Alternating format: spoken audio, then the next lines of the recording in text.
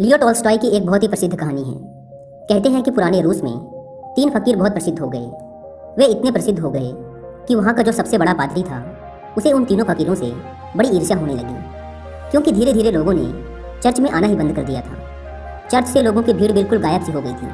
अब सभी लोगों ने उन 3 फकीरों के पास ही जाना शुरू कर दिया था। वहाँ का प्रधान पादरी सोचता कि ये तीनों कौन हैं जो मेरे रहते संत बन गए, क्योंकि ईसाइयत में एक प्रथा है कि जब तक चर्च किसी इंसान को मान्यता ना दे तब तक वो संत नहीं बन सकता। पादरी बड़ा परेशान रहने लगा, क्योंकि लोगों में चर्च की लोकप्रियता दिनों दिन कम होती जा रही थी। लेकिन एक दिन तो हद ही हो गई। पादरी पूरे दिन चर्च में बैठा रहा, लेकिन एक भी व्यक्ति चर्च नहीं आया। पादरी के क्रोध का ठिकाना ना रहा। उसने निश्चय किया कि आज तो उन तीनों फकीरों की खैर नहीं, आज तो मैं उन तीनों को सबक सिखाकर ही रहूंगा। वह अपनी पूरी पादरी वेशभूषा में तैयार हुआ। उसने सोने का ताज पहना, हाथ में प्रधान पादरी का प्रतीक वाला सोने का डंडा लिया और चल पड़ा उन तीनों से मिलने। वे तीनों एक बड़ी सी झील के उस पार रहा करते थे। पादरी एक नाव में बैठकर झील के उस पार पहुंचा। थोड़ा आगे चलने पर उसे एक बड़े से पेड़ के नीचे 3 सीधे साधे से इंसान बैठे हुए दिखाई दिए। वे तीनों पलथी मारकर चुपचाप उस पेड़ के नीचे बैठे हुए थे। पादरी ने उनके पास जाकर कहा, क्या तुम तीनों ही वो प्रसिद्ध संत हो जिनके कारण लोगों ने मेरे चर्च में आना बंद कर दिया है? उन तीनों ने कहा, संत? अरे नहीं नहीं, हम किस बात के संत? हम संत बनने के लायक नहीं हैं। ये तो यहाँ के लोग कहते हैं कि हम तीनों संत हैं। पता नहीं किसने ये झूठी अफवाह फैला दी, जिसे सुनकर लोगों की भीड़ यहाँ आती है। हम तो रोज इन्हें मना करते हैं कि यहाँ मत आया करो, लेकिन हम जितना मना करते हैं भीड़ उतनी ही बढ़ती जा रही है। हम इस भीड़ से परेशान हो चुके हैं। ये भीड़ भाड़ हमें रुचती नहीं। हम तो एकांत में ही रहना चाहते हैं। अच्छा हुआ आप आ गए, अब आप ही बचाइए हमें इस भीड़ से। यह सुन वह पादरी तो खुशी से फूला न समाया। सोचने लगा, ये तो बड़े ही भोले लोग निकले। खटिया खड़ी कर दूंगा इन तीनों की। आज तो इन तीनों को लाइन में लगाकर ही जाऊंगा। पादरी ने पूछा, लेकिन तुम तीनों करते क्या हो? उन्होंने कहा, कुछ नहीं, बस इस पेड़ के नीचे बैठकर ईश्वर की प्रार्थना करते हैं। पादरी ने पूछा, बाइबल कहाँ है? उन तीनों ने अपना सिर नीचे झुका लिया। पादरी ने पूछा, क्या हुआ? उन्होंने कहा, अब क्या बताएं आपसे, हम तीनों ही अनपढ़ हैं, हमें पढ़ना नहीं आता। बाइबल रखकर भी क्या करेंगे? यह सुनकर तो वह पादरी और भी खुश हुआ। सोचने लगा, अनपढ़ हैं फिर भी इतने सारे लोगों को बेवकूफ़ बना रखा है। इनकी तो मैं मटिया मेट कर डालूंगा, पूरे शहर के सामने इनकी बेइज्जती करूंगा। पादरी ने पूछा, फिर तुम लोग प्रार्थना कैसे करते हो? चर्च की प्रार्थना तो तुम्हें याद होगी ना? यह सुन उन तीनों ने फिर से अपना सिर नीचे झुका लिया। पादरी ने पूछा, अब क्या हुआ? तुम लोगों ने फिर से अपना सिर नीचे क्यों झुका लिया? उन्होंने कहा, क्या बताएं, बड़ी लज्जा आ रही है आपसे बताते हुए कि हमें प्रार्थना भी नहीं आती।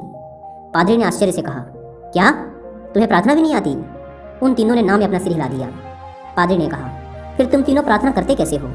उन्होंने कहा, आपके चर्च की प्रार्थना तो बड़ी लंबी चौड़ी है, हम अनपढ़ गवारों को याद ही ना हो पाई, और फिर गलत पढ़ने का कोई मतलब भी नहीं है। इसलिए बहुत सोचने के बाद, बहुत गणित भिड़ाने के बाद हमने अपनी खुद की एक प्रार्थना बना ली। यह सुन पादरी जोर से चिल्लाया, क्या तुमने अपनी खुद की प्रार्थना बना ली? प्रार्थना तो सर्वमान्य होती है, शास्त्रों में लिखी होती है, हजारों हजारों साल पुरानी होती है। जीसस को तो प्रार्थना खुद परमात्मा ने सिखाई थी, लेकिन तुम लोगों ने अपनी खुद की प्रार्थना बना ली। उन्होंने कहा, हमसे बहुत बड़ी गलती हो गई, हमें माफ़ करें, हम अनपढ़ गंवार इंसान, हमें कुछ नहीं पता। अब आप हमें जो प्रार्थना सिखाएंगे हम वही प्रार्थना आज से करेंगे। हम आपके पैर पड़ते हैं, हमसे बहुत बड़ी गलती हो गई, हमें क्षमा करें और आप हमें अपनी वाली प्रार्थना सिखाएं। लेकिन पादरी के मन में भी जिज्ञासा जागी कि देखूं तो इन्होंने कौन सी प्रार्थना बनाई है।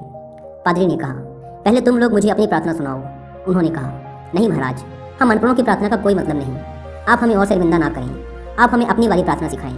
लेकिन पादरी नहीं माना, इसलिए पादरी के बार बार कहने पर आखिर में वो अपनी प्रार्थना सुनाने के लिए राजी हो गए। उन्होंने कहा, हमने बहुत सोचा, बहुत विचार किया, लेकिन हमें कोई प्रार्थना ना सूझी। फिर हमें याद आया कि ईसाइयत में तो भगवान के 3 रूपों को माना गया है, इसलिए हमने इसी पर अपनी प्रार्थना बना दी। अगर आप हमारी प्रार्थना सुनेंगे तो हम पर हंसेंगे। इसके बाद वे तीनों चुप हो गए। पादरी ने कहा, अरे बताओ, नहीं हंसूंगा मैं। उन्होंने कहा, भगवान के 3 रूप हैं, इसलिए हमने प्रार्थना बना दी कि हम भी 3, तुम भी 3, हम पर कृपा करो। यह सुन तो वह गंभीर पादरी भी हंस पड़ा। बोला, जिंदगी में बहुत प्रार्थनाएं सुनी, पर ऐसी प्रार्थना कभी न सुनी। वह मन ही मन सोचने लगा, बड़े बेवकूफ़ लोग हैं, आज तो इनकी अक्ल ठिकाने लगाकर ही जाऊंगा। इन तीनों को मेरे पास चर्च में आना ही पड़ेगा। उन तीनों ने कहा, आप हमारी छोड़िए, अपनी प्रार्थना सिखाइए, हम आज से वही करेंगे। पादरी ने उन्हें चर्च की प्रार्थना सिखानी शुरू की। उन्होंने कहा, एक बार और। पादरी ने फिर सुनाई। उन्होंने कहा, एक बार और। पादरी ने तीसरी बार सुनाई। उन्होंने कहा, एक बार और, कहीं भूल न जाए। पादरी ने फिर सुनाई। उन्होंने कहा, एक आखिरी बार और। पादरी ने कहा, घबराओ मत, कभी कभी चर्च भी आया करो, धीरे धीरे तुम लोगों की भी जिंदगी सुधरने लगेगी, और अगर रोज आओगे तो यह प्रार्थना भी सीख जाओगे। उन्होंने कहा, जी, जैसी आपकी आज्ञा। पादरी बड़ा खुश हुआ। उसने कहा, तुम लोग डरना मत, चर्च आओ, मैं तुम्हें माफ़ कर दूंगा और लोगों से भी माफ़ करवा दूंगा। उन्होंने कहा, आपका बहुत बहुत धन्यवाद, आप बड़े महान इंसान हैं। पादरी ने सोचा, चलो एक झंझट छूटी, इन मूर्खों को तो लाइन पे ले आया। वह अपनी नाव पर बैठकर वापस जाने लगा। नाव अभी झील के बीचों बीच पहुंची ही थी कि पीछे से कुछ लोगों के चिल्लाने की आवाज़ आई। पादरी और माझी ने पीछे मुड़कर देखा तो उनकी आंखें फटी की फटी रह गई। वे तीनों पादरी को पुकारते हुए झील के पानी पर दौड़ते हुए चले आ रहे थे। वे तीनों पानी पर ऐसे दौड़ रहे थे मानो कोई जमीन पर दौड़ रहा हो। यह देखकर तो पादरी के हाथ से वह सोने का डंडा छूटकर वहीं नाव पर गिर गया। यह चमत्कार तो आज तक केवल जीसस ने ही करके दिखाया था। वे तीनों भागते हुए नाव के किनारे आकर खड़े हो गए और पादरी से कहने लगे, आप वो प्रार्थना हमें एक बार और सुना दें, हम उसे भूल रहे हैं। वो कहता है ऐसे शुरू होती है, ये कहता है ऐसे शुरू होती है, मैं कहता हूँ ऐसे शुरू होती है। हम तीनों में बहस शुरू हो चुकी है। अब हम बहस करें या प्रार्थना करें, इसलिए आप हमें वो प्रार्थना एक बार और सुना दें। पादरी ने तो झुककर उनके पैर ही पकड़ लिए और कहने लगा, अब तक जो भी बताया है, जो कुछ भी कहा है, सब कुछ भूल जाओ। तुम्हारी प्रार्थना जीती और मेरी हारी। तुम्हारी प्रार्थना ही श्रेष्ठ है। श्रेष्ठ है क्योंकि वह सुन ली गई है, और सच तो ये है कि अब से मैं भी तुम्हारी वाली ही प्रार्थना करूंगा। गलती तो मुझसे हुई है जो मैंने तुम्हारी प्रार्थना को कम समझा, जबकि कमी तो मेरी श्रद्धा, मेरी आस्था में थी, कमजोर तो मेरी प्रार्थना थी। इसलिए आप लोग मुझे क्षमा करें, बड़ा उपकार होगा। वे तीनों फकीर बोलते रहे कि आप एक बार हमें अपनी वाली प्रार्थना और सुना दें, लेकिन वह पादरी चुपचाप अपना सिर नीचे झुकाए वहाँ से चला गया। दोस्तों, अगर आप लियो टॉल्स्टॉय द्वारा लिखी और भी ऐसी कहानियाँ सुनना चाहते हैं तो आप इन्हें सुन सकते हैं कुकू एफएम ऐप पर। कुकू एफएम इंडिया का लीडिंग ऑडियो बुक प्लेटफॉर्म है, जहां पर आप कहानियों के अलावा self help books, religious books and famous personalities की बायोग्राफीज को भी ऑडियो फॉर्मेट में सुन सकते हैं, वो भी अपनी मनपसंद लैंग्वेज में। अगर आप प्ले स्टोर से इस ऐप को डाउनलोड करके इसके 1 ईयर का सब्सक्रिप्शन लेते हैं तो वो आपको पड़ेगा 399 रुपीज़ का, लेकिन आप इसे अवेल कर सकते हैं सिर्फ 199 रुपीज़ में अगर आप यूज़ करते हैं कूपन कोड WI50। लेकिन यह कूपन कोड सिर्फ पहले 250 लोगों के लिए ही वैलिड है, इसलिए देर ना करें। ऐप की link description and pin comment पर दी गई है, एक बार जाकर जरूर चेकआउट करें। लियो टॉल्स्टॉय की यह कहानी हमें सिखाती है कि ये जरूरी नहीं कि हमारे द्वारा की गई प्रार्थना शास्त्रों से ही ली गई हो, वो बहुत प्राचीन ही होनी चाहिए, लाखों लाखों लोगों द्वारा मान्यता प्राप्त होनी चाहिए। अगर हमारी प्रार्थना सच्ची है, सच्चे मन से की गई है, तो वो परमात्मा के द्वारा जरूर सुनी जाएगी, फिर चाहे वो 2 शब्दों की साधारण से ही प्रार्थना क्यों ना हो।